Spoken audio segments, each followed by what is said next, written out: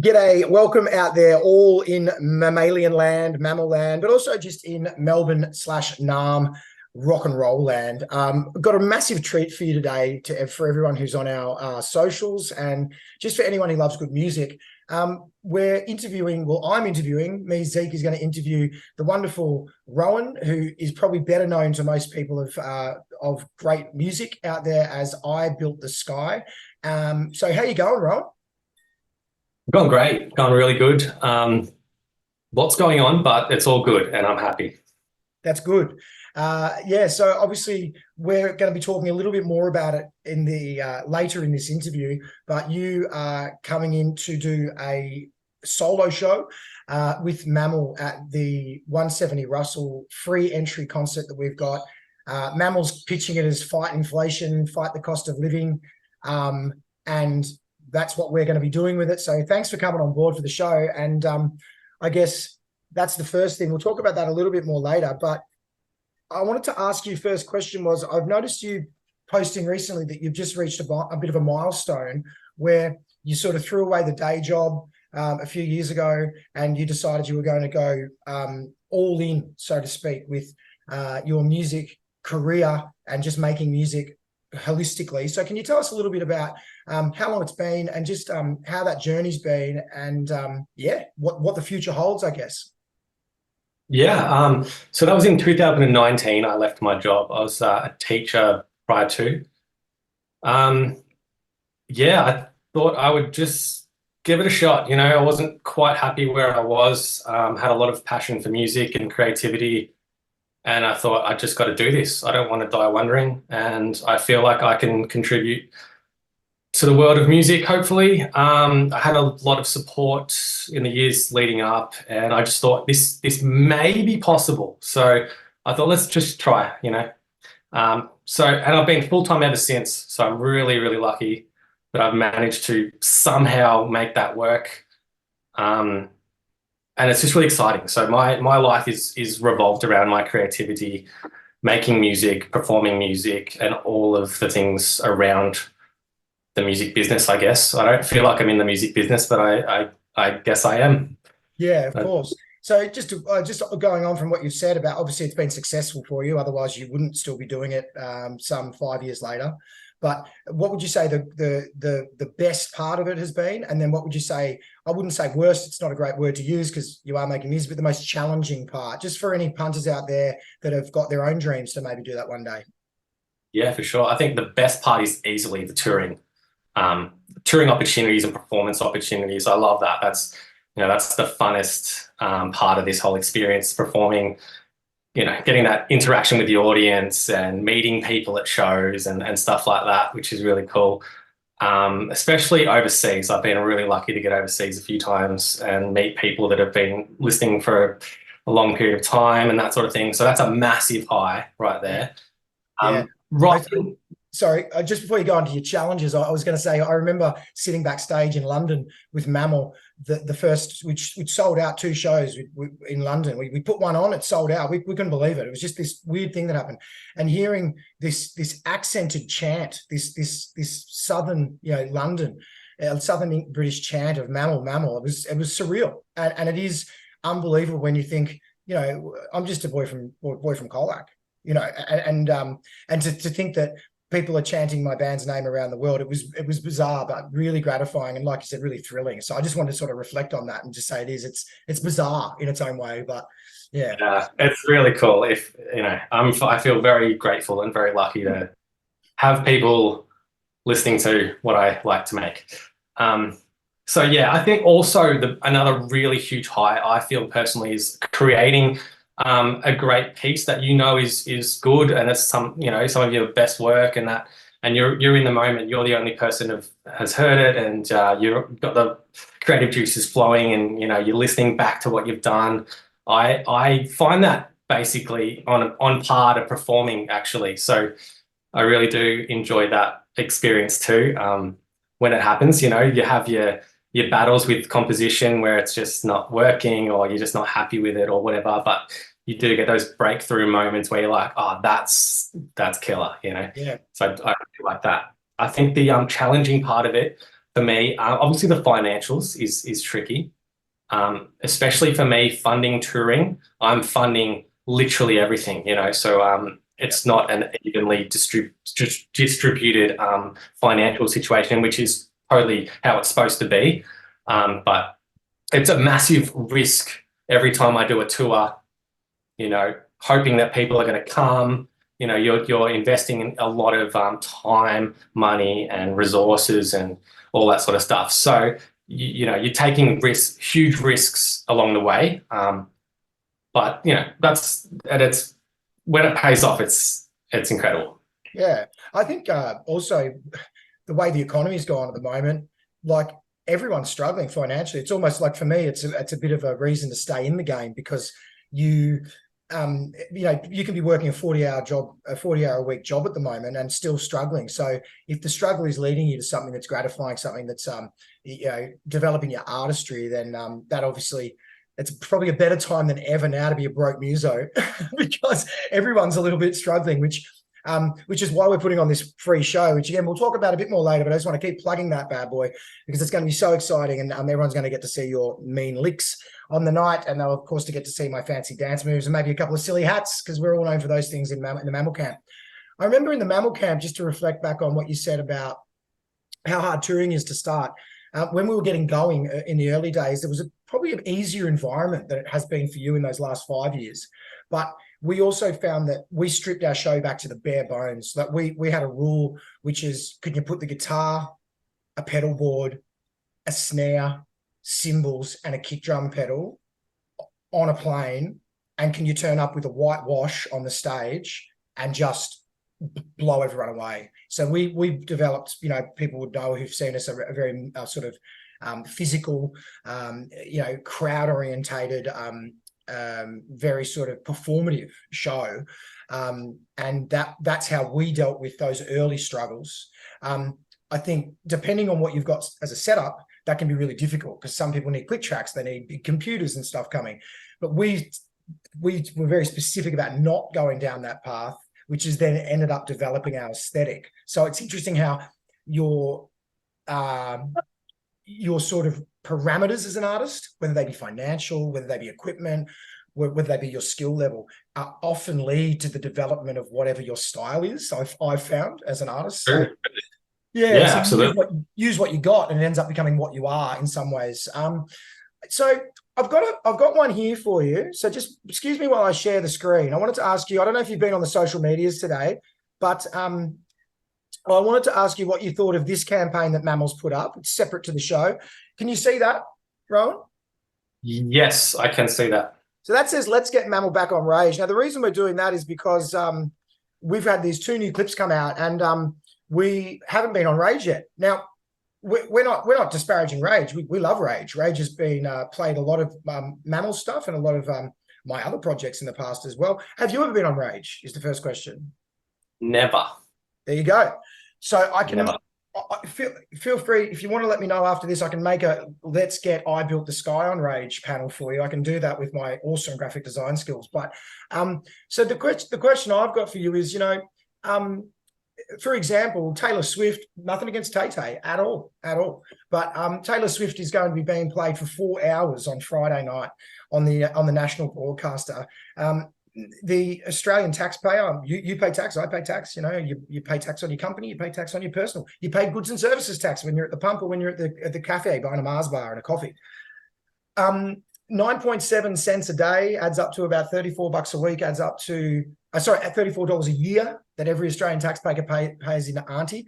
And, we get news, we get emergency services, we get fantastic comedy shows. I'd recommend going to watch my good friend Fiona Choi in a recent show. I can't remember the name of it, but I'll put it in the link. My mate Eddie Perfect's been on it. I've been played on Triple J and things like that, which is all part of its service. But how do you feel about the current sort of, I guess, scene there? And what would your view be on on 4 hours of an American artist who's already sold millions of tickets, billions of dollars worth of ticket sales. Where do you see that sitting in with it being a taxpayer funded? And just to add one more statistic before you answer, and so I'll give you more time to think, because it's a curly one. It's a curly one. You don't want to piss anyone off. But our Mammal fans, we figured out, personally pay 9.5 thousand followers on Facebook. We have. That means that just Mammal fans alone pay $336,400 a year to the ABC. So we're saying that should be justified by putting it on. We're having a bit of fun with Rage on the socials, but I'd love to hear your thoughts on the national broadcaster and what their commitment should be to Australian artists. Honestly, I just don't feel qualified to. I just don't feel qualified to express an opinion on that personally. Like I just honestly and brutally, I care about my audience, and that's kind of it. You know, like all this stuff it's just out of my control. Like I just don't want to spend any energy on it. I'd rather spend all my energy onto my creativity. Yep. Put that out in the world. But also, they're not snubs. I mean, every artist, whether they're a dancer, a painter, will tell you that, you know, you're getting 99 knockbacks for one yes. And I'm sure you found that. And that's certainly been my experience as an artist. As you know, and look, and obviously I Built the Skies, it doesn't even have vocals, right? So as far as tying your musical ideas into tangible ideas that are like the talking monkey that I am right now, is Mammal has always had that socio-political edge. I'll just share my position on it is that there should be serious quotas, and that the national broadcaster should be playing Australian bands to some sort of a 75% quota, purely because, and I don't think Triple M should have to do that. I don't think they're private companies run by billionaires.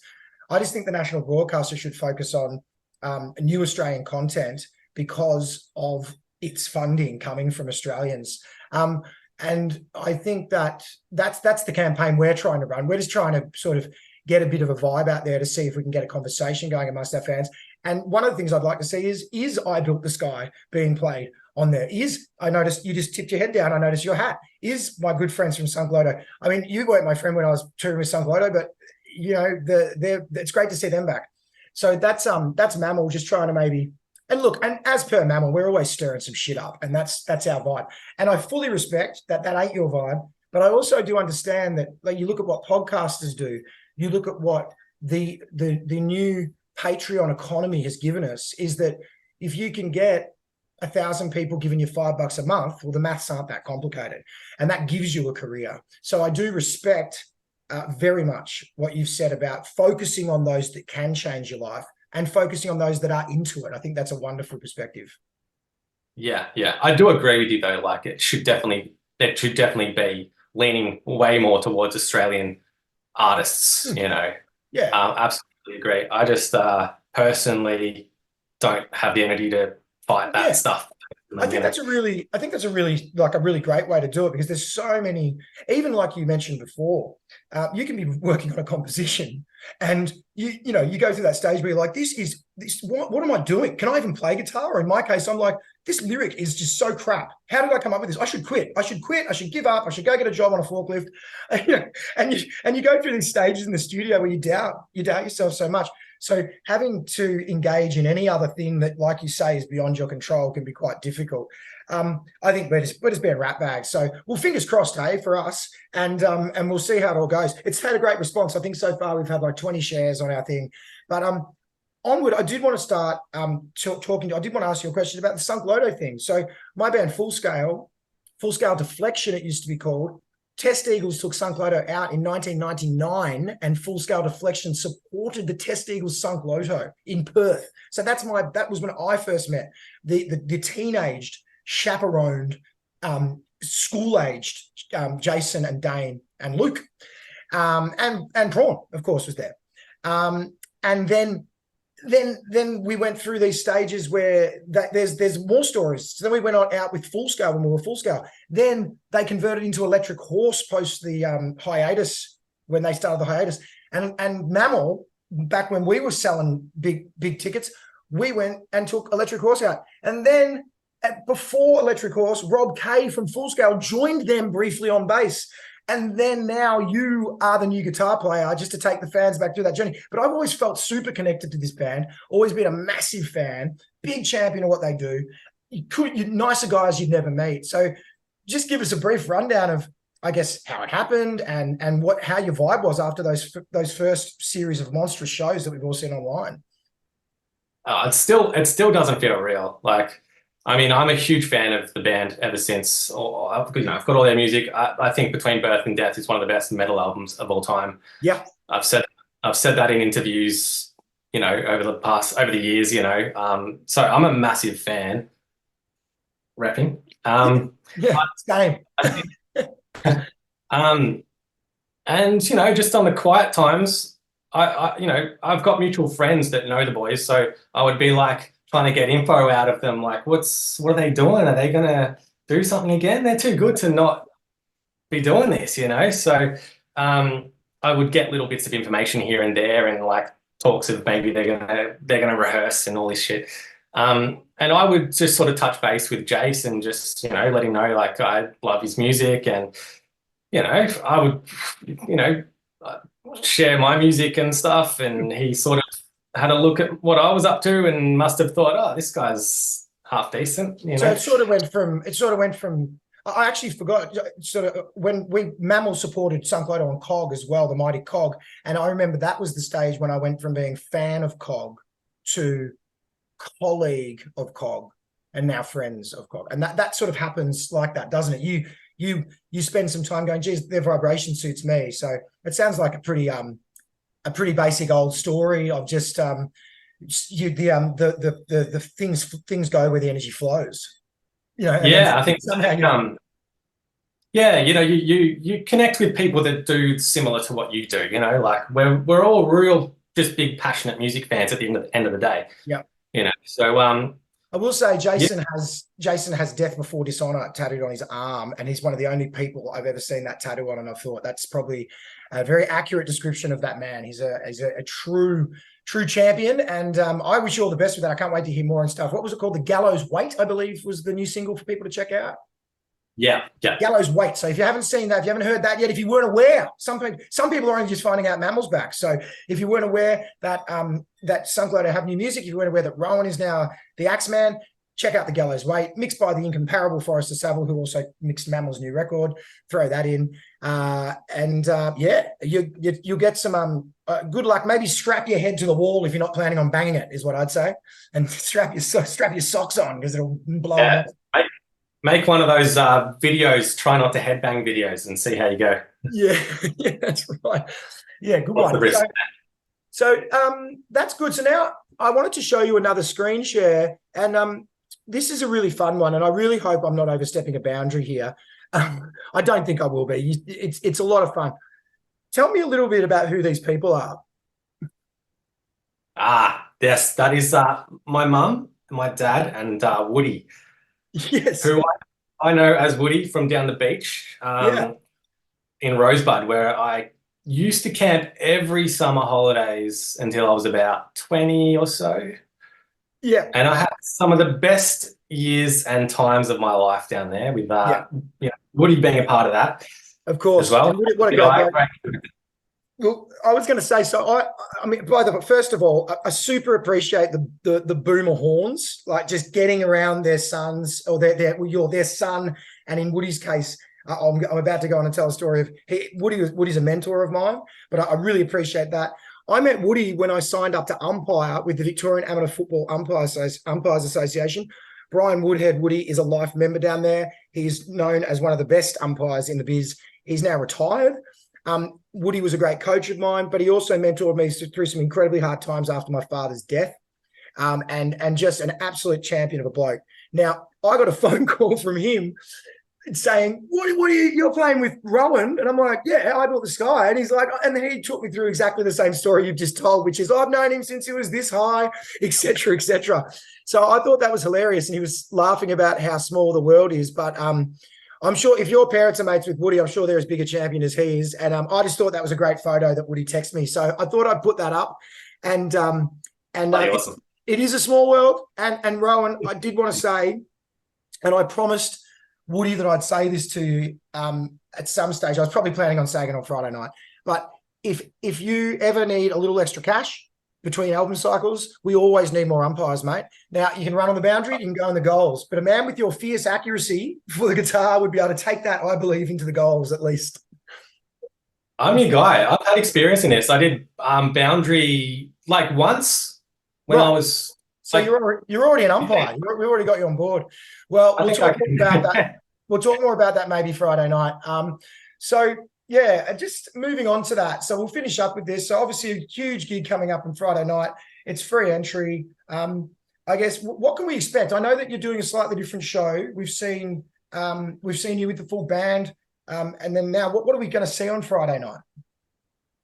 Well, it's just sort of back to the crux of it, I guess. Back to the riffs and the guitars. I'm going to be playing on with tracks. So there's going to be the full band sound, drums and bass and all that stuff.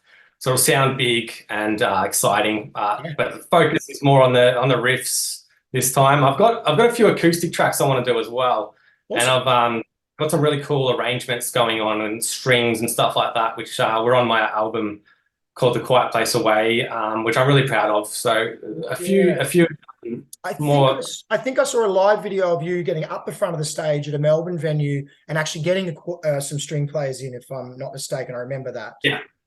I have performed it live with strings, and that was incredible. You know, really a career highlight easily. Yeah. So be doing a few of those songs, but as well as the heaviest songs I got and all the shred stuff. So it's, you know, it's the complete package, I like to think. Okay. Now, can I ask you, I know the guys have been asking me, is there any chance that we may be able to just coax the great I Built the Sky with his guitar skills up on stage to see a bit of, I mean, Pete Williamson, the I Built the Sky, as a music fan, as a fan of shredding, I'm excited. Is it possible? Can we get together at Soundcheck and see if we can make it happen?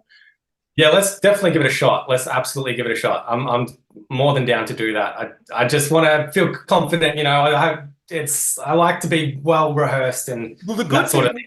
The good thing, what we've got in mind for you is atonal. It's a riff that just grinds. So there's no there'll be no chord shifts. So once you drop in, but we'll see what happens. And obviously, I do understand. You can see, Rowan, from the nature of the music that you produce, that you have that element, that level of perfectionism in your work. It comes out of your work. It's vastly different from what Mammal does, which is rough around the edges, wham, bam, thank you, ma'am, let's go.